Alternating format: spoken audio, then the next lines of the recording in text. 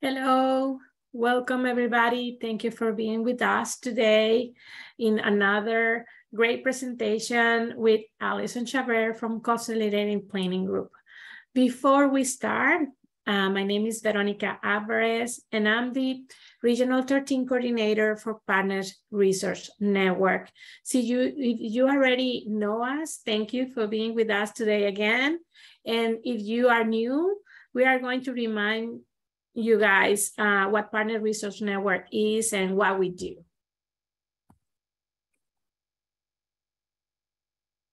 Let me change, okay.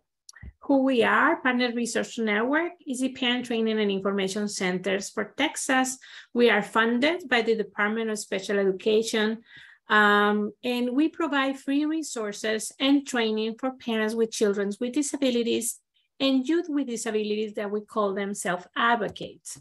Our mission is to empower and support Texas families and individuals impacted by disabilities or special healthcare needs.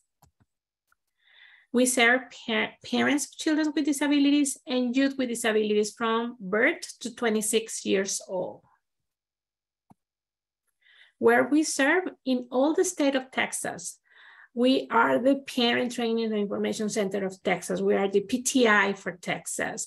We, Partner Research Network was first funded in 1986, and now we have 4 projects serving parents and youth with disabilities.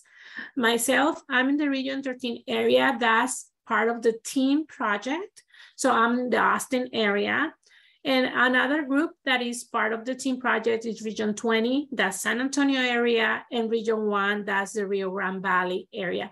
But you are visiting for another part of the state, please reach to me if you don't know who your regional coordinator is from, because in all the state we have more than 20 coordinators helping parents. Our services are free. And we provide trainings like this one. We do parents workshops in person, youth workshops, webinars, information and referrals, one-on-one technical assistance. We support you guys in our meetings, or we can do these IEP clinics to help you understand the documents. We do once a year a symposium, each regional coordinator. We also offer parent leadership trainings, youth leadership trainings, and access to social media resources. So for today, some housekeeping items. Your microphone and your video camera is off. So please, if you have questions, type it in the chat box or in the Q&A area, whatever is easy for you.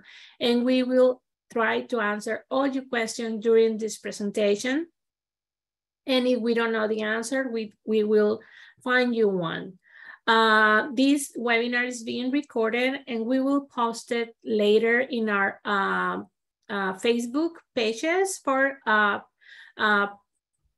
Parent Research Network. And also Allison Schaberg, she's going to share with you guys, they have in Consolidated Planning Group also a YouTube channel that they post our webinars too. So at the end of this presentation, you are going to receive a link. That's a survey. It only probably take you 1 or 2 minutes to fill it out. It's like 3 or 4 questions about how are we doing. Please help us with that, with your honest feedback, how to improve ourselves. And also with that, we can report to our grant, what are we doing. We do not provide CUs for this kind of trainings, but we can do a certificate of attendance. If you need a certificate of attendance, please type it in the chat box and I can do one for you. Again, this is my contact information. My name is Veronica Alvarez. That's my phone number, my email. Please visit our main webpage at www.prntexas.org. We have a lot of resources for you guys there, where to find the different regional coordinator contacts and fact sheets, events, a statewide webinar that we do, and a lot of information. Please do that. All right, so I'm going to stop my sharing of this. And now we are going to listen to our presentation today. Today we are going to be hearing about college planning for families that have special healthcare needs. If you have a child or a student or you know someone, this is a perfect class for you. Allison Schaberg, she is a financial planner with a lot of experience, more than 25 years experience working with families with special healthcare needs. And she is also a founder of the Consolidated Planning Group. And she also is a mom of children with special needs. So she knows about our community and she's a passionate advocate with a lot of experience. And we love to hear from her. She's a great presenter. So welcome again, Allison. Thank you, Veronica. It's always nice to be back with you. If you guys are planning schedule-wise, we're going from 12 to 1. We will be done by 1 o'clock today. And as Veronica mentioned, just put your questions in the chat box. Both Veronica's contact information, my contact information is also in the chat box already, and our YouTube channel, which we will reference throughout this presentation. So as she said, Allison Schaberg here with Consolidated Planning Group. We are a holistic special needs financial planning firm. We're nationally certified as Social Security advisors and members of the Special Needs Planning Academy. And we help families just like yours put protection plans in place, lifetime care plans, future care cost estimates for our loved ones. Like how much money do we need to fund a special needs trust? We can help set up ABLE accounts. And of course, we do a lot of advocacy, just like these webinars.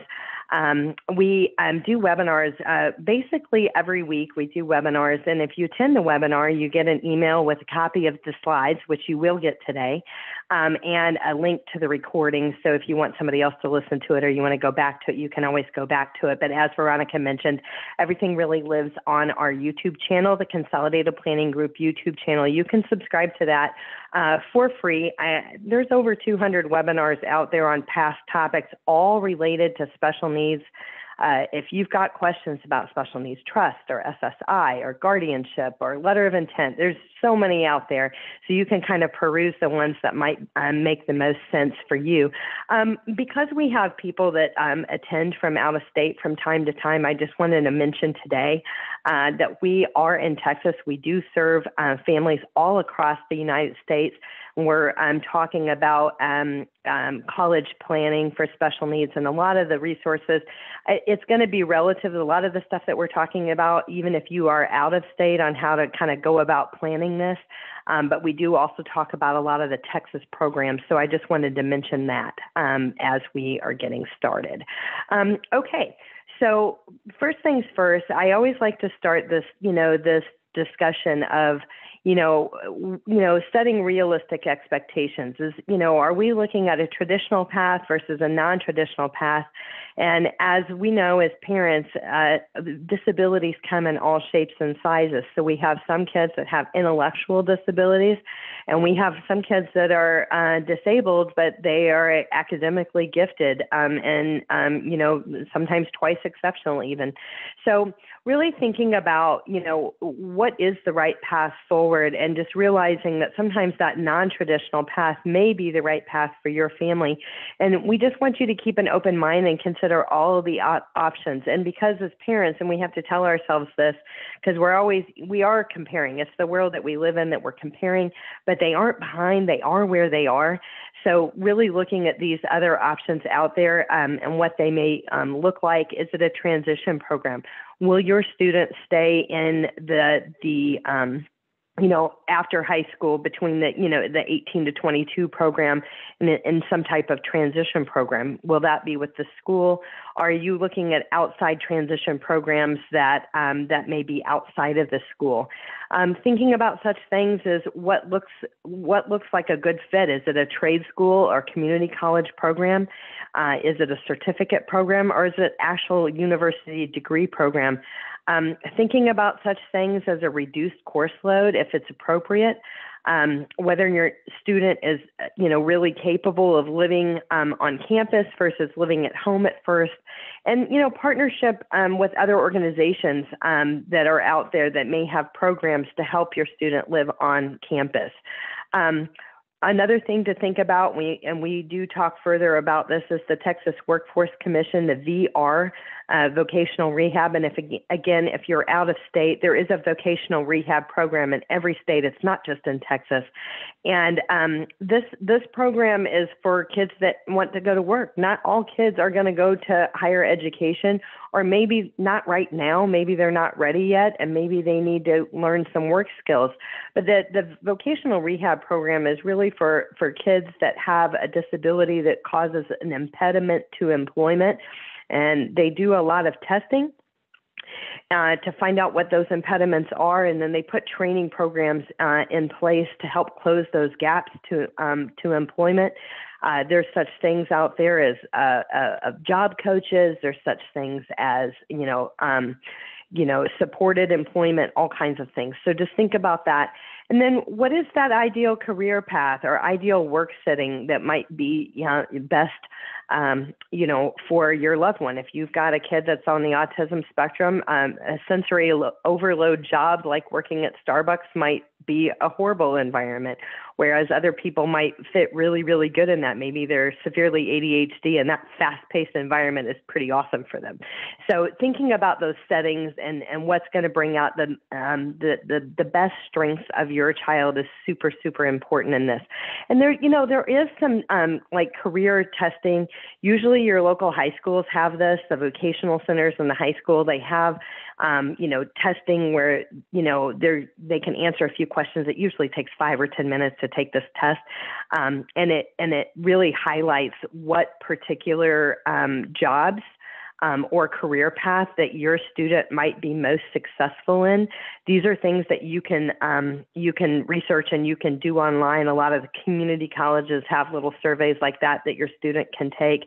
Like I said, most of the high schools have those as well. But that may be a good start if you are not sure or kind of really just exploring all of those options. Post-high school options for special needs day and transition programs. There are programs all over the state, but here are just a few of them that we know that have day and transition programs out there, that if you're thinking of a transition program before going to higher education, these are things that, might be worth checking out. All of them have, different price points. Some of them have subsidy or grants or scholarships. Some of them take waivers and some of them don't. So careful consideration in this. And I think that the key thing when we're thinking of transition is the timeline, and starting early is a good place to start when we're thinking about these things. So there are basically 6 traits that students with learning disabilities need to succeed. Self-awareness. So basically, students that show awareness of their strengths and weaknesses in both academic and non-academic areas. That's 1. Proactivity, perseverance, goal setting, and the use of effective social support systems. And of course, emotional coping strategies are all of these.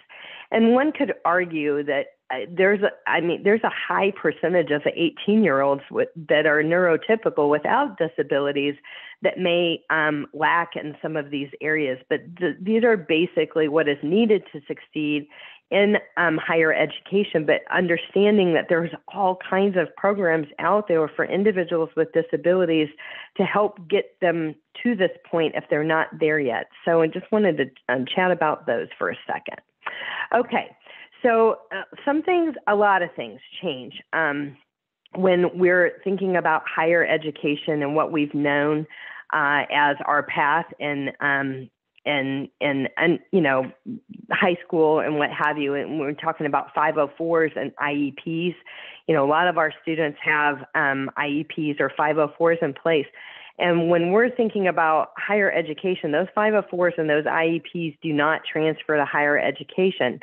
So when it comes to our kids with disability, and if they've had accommodations in the schools in the past, it's reasonable to think that those accommodations are going to be necessary in a higher education setting, wherever that may be. So one thing as a parent that I found, I would say I found it a little bit frustrating, is that all schools, even though they're in the U.S. or in the collegiate system or whatever, they're all created differently, not equally at all, when it comes to the accommodations, how you apply for accommodations, the resources that they may have. All schools have an Office of Disability. They might call it something else. It could be called Disability Services, Offices of Disability. They have all kinds of little names that they call it, but all schools have an Office of Disability. And this is where you're going to go through to, get your accommodations. So this is something else that we want to work on early, because they all have different requirements of what they're going to ask from you to get those accommodations. You can't just ask for accommodations. They usually want to see testing that has been updated in the last 3 to 5 years. Again, the timeline is a little bit different. Some of that neuropsych testing, some of the learning disability testings, kind of what basically a lot of the information that was used to put the accommodations in place in the public school, they're going to need that information. So if your student hasn't been tested in several years, you may want to consider getting them tested, say junior year, or a year and a half or 2 years prior to them going to college. That might be a good time to have that testing done and updated, so that way you can get the accommodations that you need.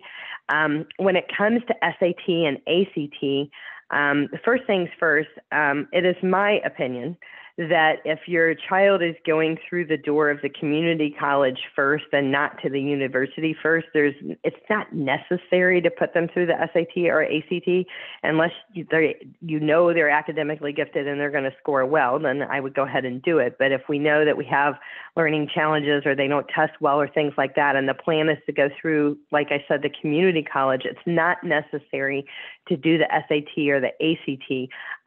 There is the Texas Success, they call it the TSI, the Texas Success Initiative Test. That's the entrance exam for Texas universities and community college.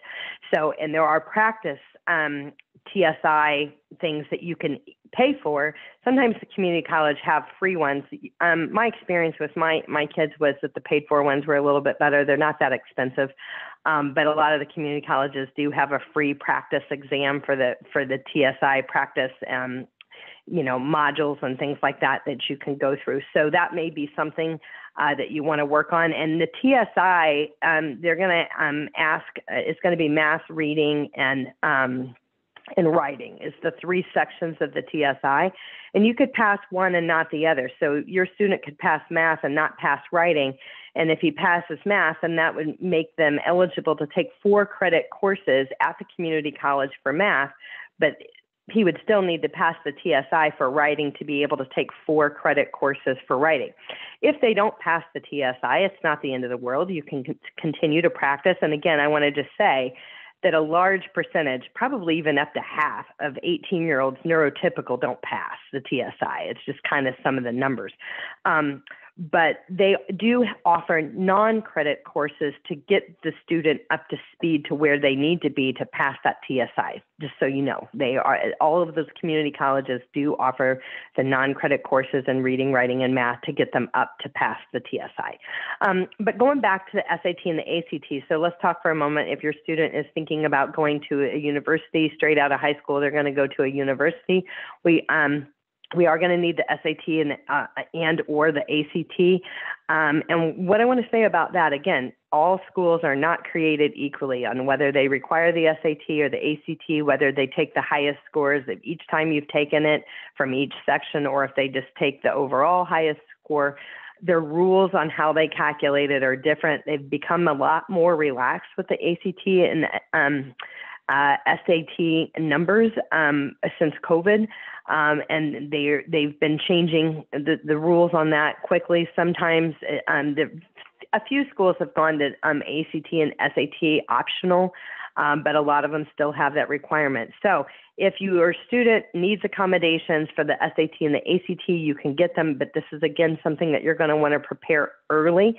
You can, if your child is in the public school, or even in a private school, you can work with the school to coordinate those accommodations. The SAT and the ACT on their website, they have so is collegeboard.org is the SAT and the ACT.org. for the ACT, but on their website, they do have a section for disabilities. You can, in the search bar, you can apply, kind of write in applying for accommodations or disability accommodations, and it will take you to their page. They will have an application that you need to download. It needs to be filled out. It needs to be signed off by a medical professional, and they'll tell you what those requirements are. They're going to want to see the testing, and they'll tell you how old the testing can be and what have you. And then you're going to upload that all to them, get that over to them, and then they make their decision. Sometimes they're backed up. I would say you should at least allow, I would allow 90 days. And so then when they come back to you in 8 or 10 weeks, then you're happy about that. But if you are trying to do this inside of 4 weeks, it could go well, it could work out for you, and it might not. So I would just say that you're kind of at their mercy for that. So check those accommodations early. Just because a kid has the IEP or the 504, those accommodations don't necessarily flow over to the SAT or the ACT. You do have to fill out their specialized form, and you have to submit your proof of need for those accommodations. Some of the accommodations that can come through the SAT and the ACT, one, for example, is extra time. I mean, they could, I would say 50% more time is pretty common for people with processing speed delays. I've seen up to 100% more time. There could be an accommodation of testing on multiple days. Some kids have extreme test anxiety, or it's just too much. And I've also seen testing in a smaller class size, or like basically in an office instead of in a big room with 100 other students, so they can have like a non-distracted testing area. That could be an accommodation. I think there are such things as readers, which there's some different ones that are out there, but you can kind of look at that and just know that it's out there. So one thing that we want to talk about higher education and sending your kids to college, if everything changes. We've kind of been their advocate all this time, and we kind of handle things with the 504 and the IEP and the ARD meetings and all of those types of things. But when our kids go to college and they're 18 or older, you're going to want to consider having a power of attorney in place. I recommend for both neurotypical kids and kids with disabilities that you have a power of attorney and a healthcare power of attorney. Also, there is something called a FERPA. The FERPA is required basically, and this is kind of the age-old issue, that the colleges and universities are happy for the parents to pay for the kids' education, but when you call to find out about grades or anything like that, they'll tell you exactly nothing. And it has been a source of, sore subject for many, many years.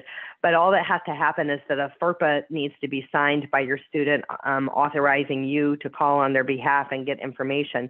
But the reason we recommend that power of attorney or that healthcare power of attorney as well is, in the event that there's an accident, in the event that there's a mental health crisis or anything like that, even again with our neurotypical kids, having that power of attorney and that healthcare power of attorney is an important piece. We've seen, through 2020, mental health crises where a student was taken to a facility, a mental health facility, and they wouldn't even tell the parent where they took them. I mean, they knew that it was a needle in a haystack in a big city, but they can't even release any information if you don't have that. So don't let that happen to you, just in case. Have that in place. And then just know about the FERPA. You'll have to get the FERPA form from the actual college or university. They have a FERPA form that they'll send out. So when it comes to work, reasonable accommodations are required if it doesn't pose undue hardship. There is something through the Department of Labor. There are such things called registered apprenticeships. So if we have a student that is thinking about going to work, you go to the Department of Labor and look at registered apprenticeships. It's basically learning on the job and getting paid what you're doing while you're doing it for very specific types of skills. But there's all kinds of the registered apprenticeships out there, and that there definitely work. worth looking at. And then, of course, there's the Job Accommodation Network, and you can kind of peruse that too for accommodations on the job. And I would say, you know, again, the Texas Workforce Commission VR, you've got Texas, you've got the Workforce Solutions, and you've got the Summer Earn and Learn program.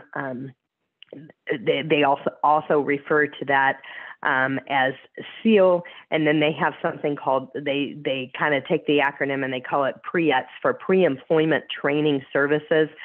They can help you with some of these things as well, because sometimes it is a little bit of a slippery slope asking for accommodations, not wanting to be the person that's kind of rocking the boat at the job. So, you know, working with somebody on these things is also important.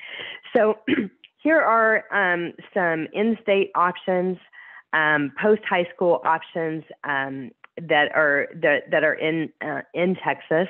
And on our YouTube channel, I know that we've had kind of a college panel before where we've talked about these programs, where we've had different representatives from each of these places saying who we are, what we do, who we serve. Some of these programs are certificate programs. Some of them are degree programs. Some of them are at the community college. Some of them are on here because they have a great Office of Disability. And when we're thinking about, you know, options for our kids, if our kids need accommodations, I would say that that Office of Disability matters. And so from my perspective, I would research the schools that have the program that you're most interested in first, narrow the list down that way. And then what I would do is I would research their Offices of Disability, and are they in line and ready to provide the accommodations that your student is going to need for success. And from my perspective, if they're not, then they're not an option. They're off the list. Some disability offices are really, really great. They're very well staffed. They're really, really good. And they have a lot of, you know, technology resources. They have a lot of resources that your student isn't going to have to pay for, or you aren't going to have to pay for. And then other Offices of Disability are smaller. So this isn't an all-inclusive list of all the programs out there. But it's important to know that how many people they take into the program, whether the program is online or in person or a combination of both. Knowing this information early is important. I always suggest, and I always get the eye roll here, right? Create a spreadsheet, do your homework, find out when do their applications open, how many students do they take, how long is their program, is it a certificate program or like a degree program? Some of the, you know, the certificate programs out there that could be for the hospitality industry or food and beverage, or maybe it's horticulture. Those are some examples, not all inclusive, but some examples of some of the certificate programs out there. And I always also want to say that, you know, the four-year university isn't right for everybody. And there are plenty of people, both with disabilities and without, that didn't go to college, that got us a license or a certificate or things like that, and they're making as much as their peers, you know, that went to a four-year university. So again, how your loved one's brain is wired and what, you know, lights up that frontal cortex of their brain, what really lights them on fire and they're excited, that's what they're going to excel and do the best in. And I think I always say it's okay to turn the knobs. It's okay to try something. And if it doesn't work, to try again. I mean, that's kind of, you know, trial and error is what we do in life anyway. But I think it's okay to try some of those things and kind of move it along and grow with them as they're growing. We start where they are. We meet them where they are. They're not behind. They are where they are. And then we help them grow into where they want to go and where they want to be. Okay, we did talk about this a moment ago. So this is the TSI that I was talking about, the Texas Success Initiative Assessment, which is necessary to get into the community college. SAT and ACT scores are not required for a community college. Most universities do have some form of other tests. This is required too, but they also, from an admittance perspective, they're also looking at those other scores, the SAT and the ACT. So this is kind of just going to give you a little bit more details on that. So one of the things, and again, for anybody that's on here today that is from out of state, There are out-of-state educational options, and I know for we spent 18 years with these kids or longer, right? And thinking about sending our child out of state, neurotypical or with a disability, is kind of scary thinking about sending them out of state. But I want to talk about the thinkcollege.net. This is a website. It's for free. You can go out there and look. But it's really the only directory of its kind that has a whole bunch of colleges and universities that offer post-secondary educational programs for students with intellectual disability. Think College also has a Facebook group that you might consider joining.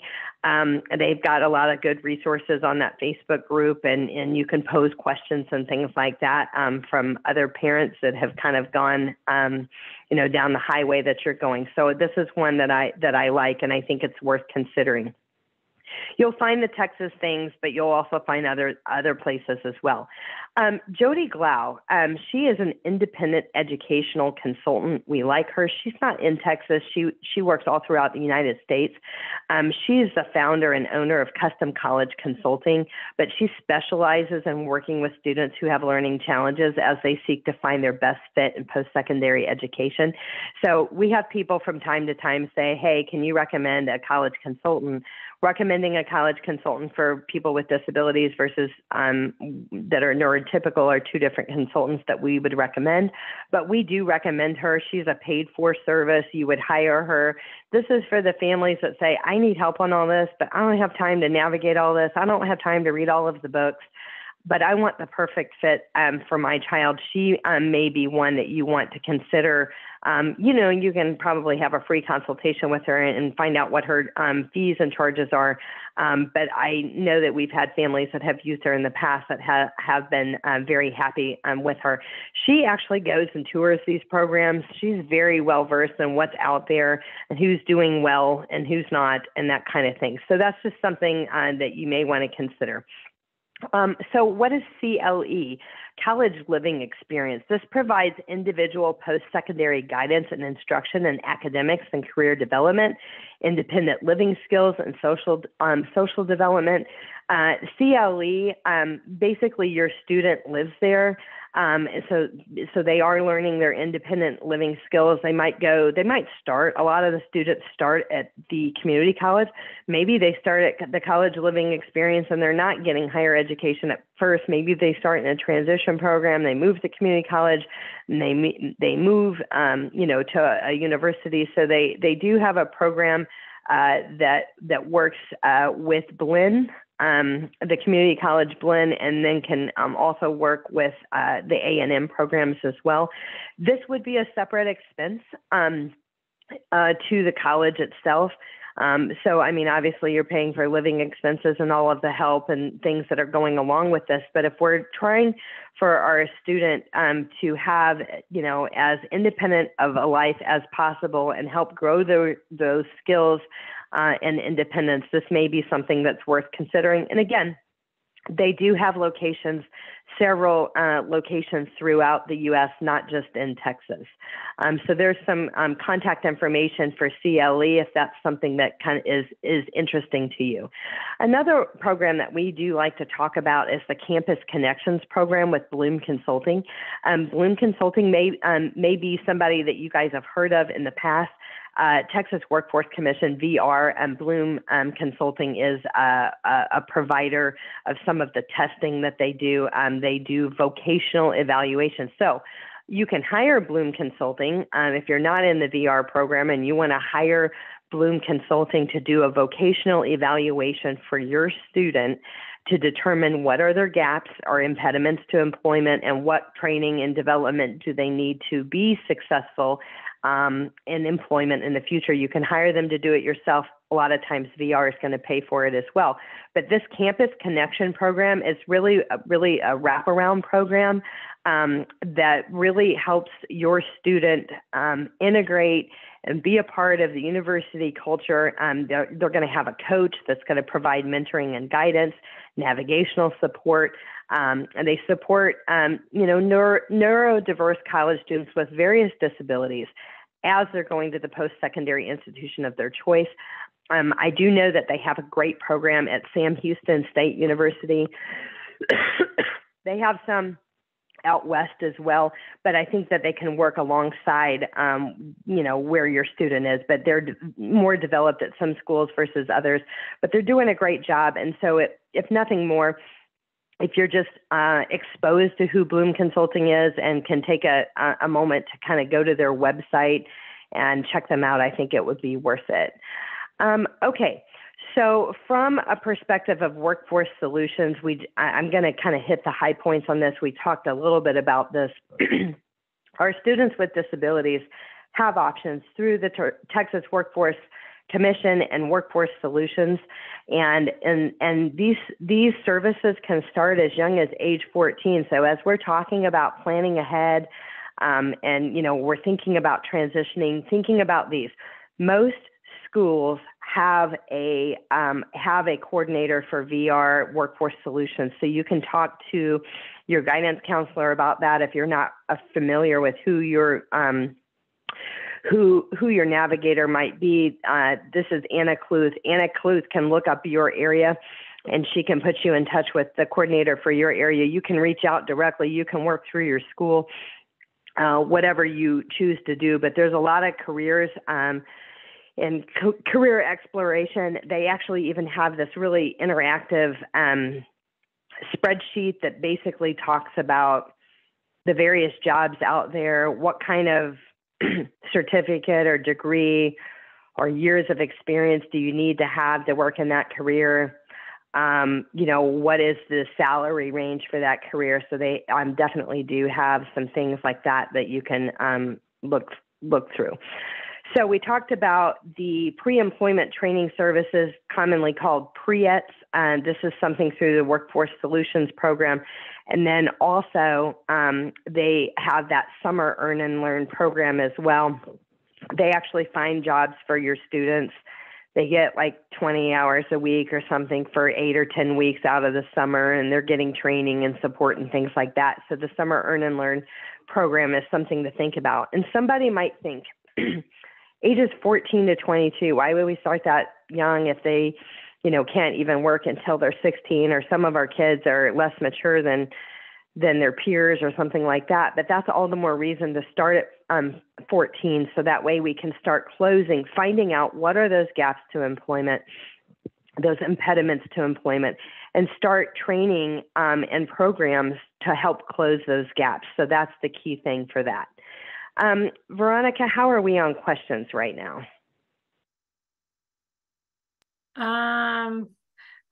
Just they ask about our contact information and certificate of attendance. Right now, I don't see any more questions.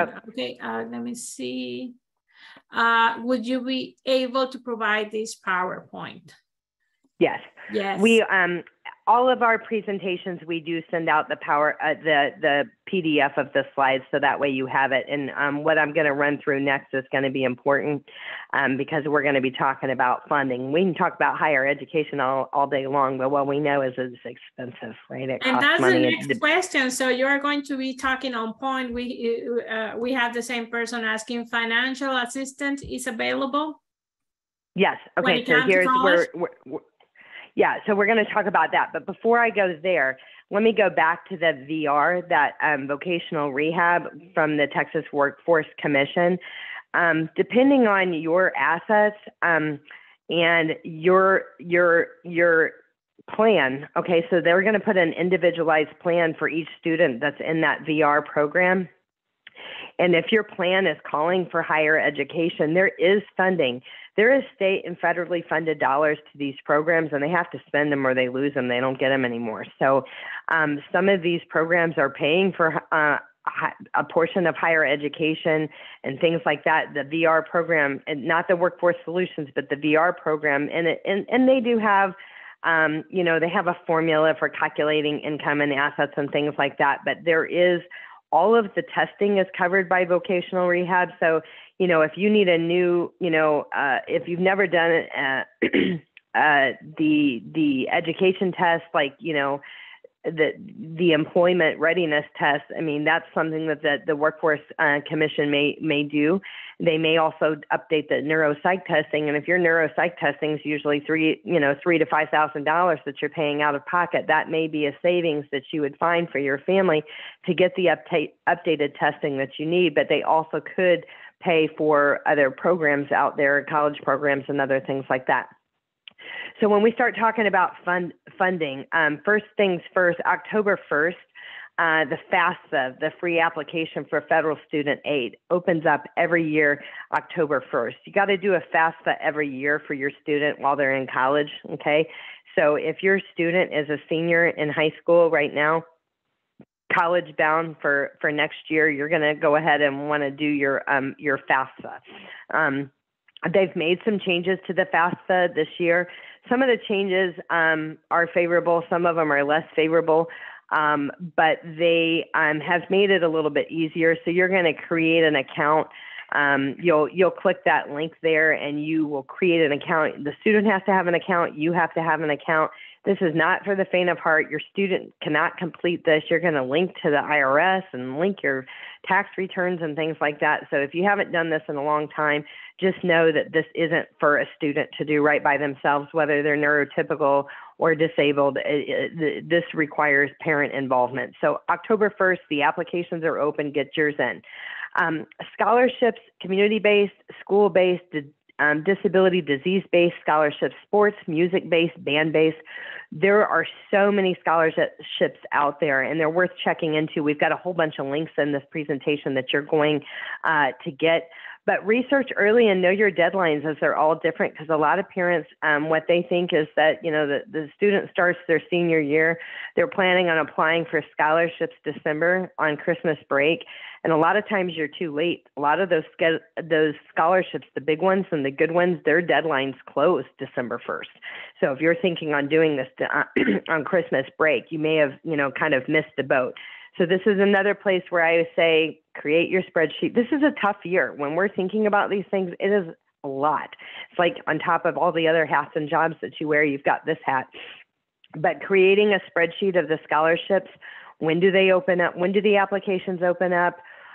When do they close? What is the scholarship amount? Do they require an essay or not require an essay?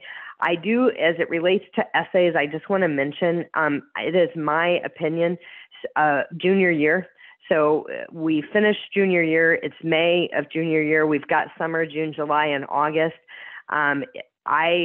My recommendation is to look up what the essay requirements are and then have your student complete their essays and work with somebody to finesse those essays. Don't write the essays for your student. The college admissions people are all about that. They know how that works. But there are people that can review the essay and make recommendations for your student. And the reason I'm recommending this, and there will be tiers, there were totally tiers at my house, get those essays done, get the 3 essays done. And then that way, when these scholarships things open up, you just need to tweak it a little bit, upload the essay, and off you go. Because senior year starts and it is busy. It is busy with school. It's busy with sports. Then you throw in all these applications that you're having to do for the various schools that you might be applying for. Then you throw in the scholarship applications, and it's too much to be navigating through those essays at that time. Other places that we can pay for college are the 529 college savings plans, as well as the 529 ABLE account. So if you have an ABLE account, if it can be construed as achieving a better life for an individual with a disability, you can pay for it out of an ABLE account, including college, transition programs, any number of other things you can pay for out of an ABLE account. And again, vocational rehab may be able to provide support if it's in line with the goals established within the plan for the individual to find competitive employment. So these are all just scholarships out there, and I'm going to kind of run through those relatively quickly. I always want to mention here, because we do have families that have adopted through the state of Texas through the DFPS system. Your students, there is a waiver for children that who were adopted through the DFPS system. I don't normally have to remind people of that, but I like to remind people of that because your student can go to school basically for free within state schools. They're not going to go to private school for free, but there is a waiver for children that were adopted through that system to go to school for free. So there's going to be links to all of these scholarships that you can look for. I'm not a fan of paying for scholarships, like paying like for somebody to research the scholarships out there. There's a ton of them out there. There's a lot through the various rodeos throughout the state of Texas. There are, of course, you had to be in the 4-H program, but there's, scholarships through the 4-H program, but there's a whole bunch of scholarships out there for, specific diseases. And we're going to talk about that in a moment. I, for one, am also a fan of the Terry Foundation Scholarship. So if we're thinking and planning early, get your kids, know where your kids fall. Are your kids academically gifted? Are they going to, graduate in the top 5 or 10% of their class? Maybe the answer is no. Fine. Who cares? But what else can they do? So in their high school years, get them volunteering, get them giving back to their community. The Terry Foundation Scholarship is a wonderful scholarship. It is based out of Houston. It's for Texas residents. There's 11 public universities that participate in this scholarship. It's not one application. You could apply for the Terry Scholarship at all of these universities and basically go to whichever one you end up getting it. It's a great scholarship. They're looking at leadership potential and character, scholastic record and ability, and then financial need. But if you've got a student that, they don't have to have perfect test scores. They don't have to have straight A's, but if they've got leadership potential, lots of volunteer hours and things like that, this is a great scholarship and it's worth looking at, worth checking out. So you've got a website for that. And it's basically, I hate to say it's a full ride, but it's basically a full ride. It's a very, it's just an awesome scholarship. And once they get it, a lot of scholarships, the how to maintain the scholarship is so great that you can't hardly even maintain it after the first semester or the first year. I think to maintain the scholarship in college is a C average. It's not crazy. But once you get the scholarship, you've got it for 4 years, as long as you maintain that academic list. And it's not, like I said, of pure excellence of straight A's or something like that. Okay. So these are, we've got a lot of disease-specific scholarships out here, and there's no way of us knowing of everybody and what their disabilities are on a webinar like this. So we've just put some out there. But just know that there's a scholarship. There's a scholarship out there for your child's diagnosis and their disability. There are a lot of times there's scholarships for siblings that have a sibling with a disability. So check them all out. Put them on your list. My opinion is there's only so many hours in a day and we only have so much that we can do. So I chose wisely the scholarships that we were applying for. So like, for instance, one scholarship may give you $500. Okay, that sounds nice. $500, it's not nothing. That's one book.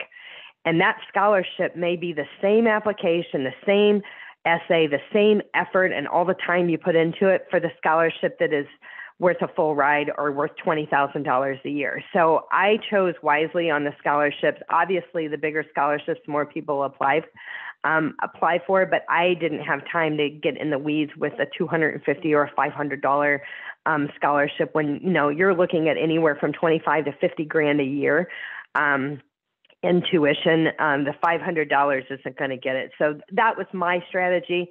And so that's where my spreadsheet came into play. And I knew, which ones we were going to apply for and which ones we weren't.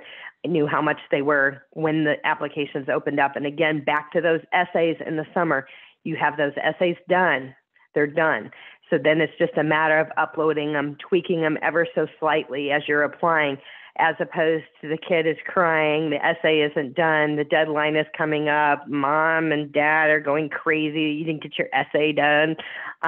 it's so much easier. I promise you, you'll thank me for that later. Okay, so here's some other scholarships. And like I said, if you can think it up, there's probably a scholarship out there. Don't pay for scholarships or people that are going to find you the scholarships or whatever. You can definitely do this yourself. There are also, books on this and things like this, online books. So we're just going through a lot of websites here, and those are links that you guys can peruse on your own time. Some of the books that we like that you may want to look at: The Fifth Guide to Colleges 2022, Colleges That Change Lives. This is an old version of it, but Colleges That Change Lives. This is a good book, and it is worth checking that out, because there are colleges that may not be a special needs program, like a university. I think it's Austin College in Sherman. They're a college that changes lives. It's things to look at like that, because they may have a wonderful Office of Disability. They have very small class sizes. Your child could be very included in a lot of those things. Veronica, do we have a question? Yes, we do. We have one question. It says, are you familiar with Daymar? Are facilities like that considered for financial assistance for those parents that don't have a waiver? So I am very familiar with Daymar. I've toured there. We actually have families that have kids there.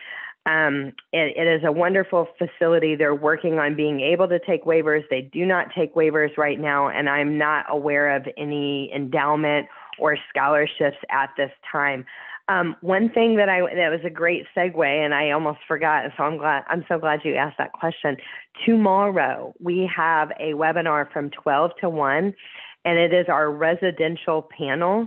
This is part 2. We had part 1 a couple of months ago, and what this is I call it tongue-in-cheek, kind of a speed dating of residential options in Texas, okay, is what it is. We have multiple people from different facilities all across Texas, and they're each going to talk for about 3 minutes, and they're going to say who we are, where are we located, who do we serve, how much do we cost, and do we take waivers, is basically what they're going to do on this panel. So part 2 of this is tomorrow from 12 to 1. So make sure to make plans to be on there.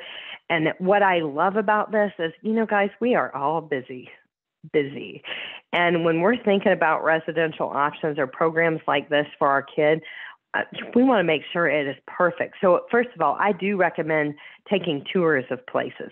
But what this webinar is going to do tomorrow is help you narrow down the places that might be worth looking into further. I would like to go to their website. Would like to have a Zoom meeting with them. Maybe I want to go tour, because nobody just has hours and hours and hours on the end. So if you can narrow some of it down, part 1 of the residential panel is out there on our YouTube channel, so you can watch part 1, and part 2 takes place tomorrow. Between the residential panel webinars and our SSI and benefit webinars and waivers, those are probably some of our most popular webinars out there. So if you're thinking about those types of things, what we suggest is think about this early, like you're here and you're thinking about this. Some of the waiting lists at those places, some places have waiting lists, some that could be as long as 5 years, some don't. So finding out, and a lot of those places will require, they really want a good fit for your child and for them. So they're not in the business of taking people that wouldn't be a good fit. A lot of facilities have a trial. So if you think it might be a good fit, but you wanted to do a trial a few days or a week or 2 or something like that, a lot of places have trials that you can think about too. But thinking about these things early, getting yourself on the list at these places, I think is wise. So that way, when you come up on the list, you have the right to say no. But if you want to be there and the list is long, you don't have the right to say yes. So I would say get yourself on the list. Another thing that I didn't mention that I think is worth mentioning and important to note is that with sometimes some of these programs, the post-secondary education certificate programs, universities, community college, if the person is under full guardianship, they won't take them. So when you are doing your research, you need to ask that question. If a person is under full guardianship, will you take that? Will you take them under partial guardianship? We know power of attorney, supported decision-making, healthcare power of attorney. The answer is yes. We know that, okay? But, and again, every school is different. So the big theme that you've gotten from this webinar, I hope, is that every school is different and all their rules are different. I found that so maddening when I was going through this with my kids. Is like, why can't we just have one set of rules that we go by? Why do I have to research this for every single school? It was exhausting. But that is unfortunately the lay of the land of how it goes right now. Things that should be on your special needs radar as you're kind of considering and the future and transition and things like that. How do we develop a comprehensive special needs care plan? Those future care cost estimates, how much money do we need to fund the special needs trust? These are all things that our firm can help you with. Texas waivers and interest list, we do have webinars on that. The interest list, the waiting list is pretty long. Some would suggest up to 17 years in Texas. Different states are different. Some states don't have any waiting list at all. Other states are actually worse than Texas. So knowing what those waivers, interest lists, HCS, Texas Home Living, Community First Choice, CLASS, those are to name a few, how to get on those interest lists, how to check your status on where your student is. These waivers are designed to waive off some of the cost of care for caring for an individual with a disability. They might pay for attendance services, respite services, therapy services. If you can think of the therapy, a lot of them are covered, okay? Equine, massage, music, art, OT, PT, speech therapy, et cetera. So you want to know about those and getting on those lists. So if you're not on those lists, you might want to check out our waiver webinar. ABLE accounts is a place that you can have money above and beyond the limit for SSI. You can have you can put up to $17,000 a year in 2023 into an ABLE account that won't be counted against. You can pay for food and shelter out of an ABLE account without a reduction to SSI. Excuse me. Those are things that we can help you get set up. Beneficiary designations, it's important that we don't ever name our child outright as a beneficiary in anything we have, 401ks, 403bs, annuities, life insurance. We want to set up a special needs trust for the benefit of said child and have the money go to the special needs trust for the child as opposed to them directly. And that's going to maintain their eligibility for such programs as SSI and Medicaid. We talked about touring the residential facilities, the conversation on guardianship, power of attorney, healthcare power of attorney, supported decision-making agreement. We had a webinar on that. There's several webinars on guardianship. These are all things to consider. In the state of Texas, it's least restrictive, most appropriate for your loved one is what the right answer is. And you don't have to know everything when you're kind of going into this uncharted territory. There's a lot of information and the attorneys will help you with that, kind of walk you through that. We can make a referral for that. Today, we've talked about post-high school options and education options, post-high school. And I hope that this information has been really helpful to you in that area. And then we also talked about the waiting list for the community-based care facilities can be long.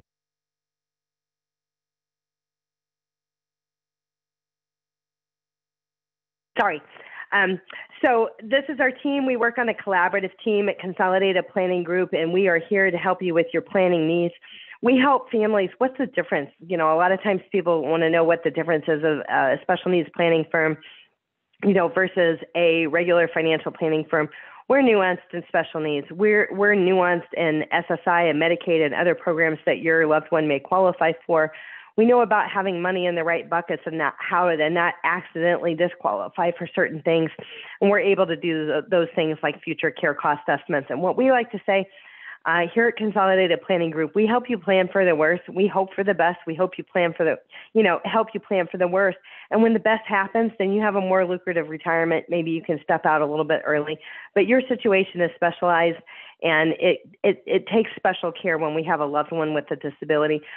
We also partner with, law firms all across the state. We can make a recommendation. Again, your situation is specialized. We do recommend that you work with an attorney that is really nuanced and specialized in special needs, and not just a generalist attorney.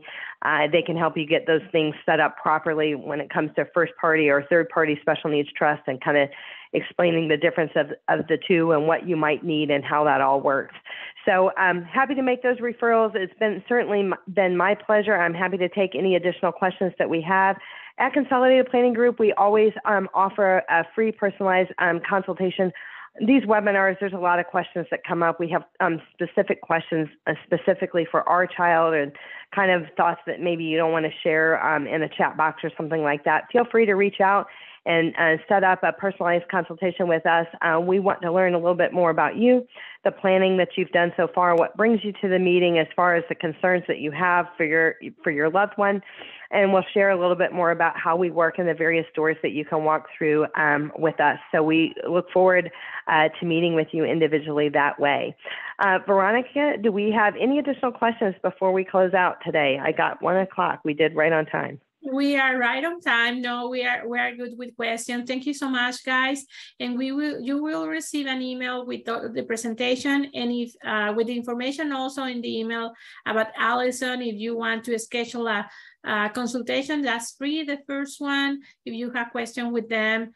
And thank you so much for being here. I have one question. I'm from California. Not sure if this all applied to me. When we work with families all across the state, all across the U.S., not just in the state of Texas. So we can work with people, all over. And for the things that apply to you, the vocational rehab program in California exists. Those are things that are going to exist as far as kind of the closing those gaps to impediment to employment, but we can one-off on that as well. So anybody, again, that is from out of state, we can kind of talk more about the waivers and the interest list and some of those things that are applicable for the state that you reside in as well. So thanks for sharing that. Veronica, it's certainly been a pleasure, and we look forward to partnering with you again soon. Thank you so much, everybody. Bye-bye.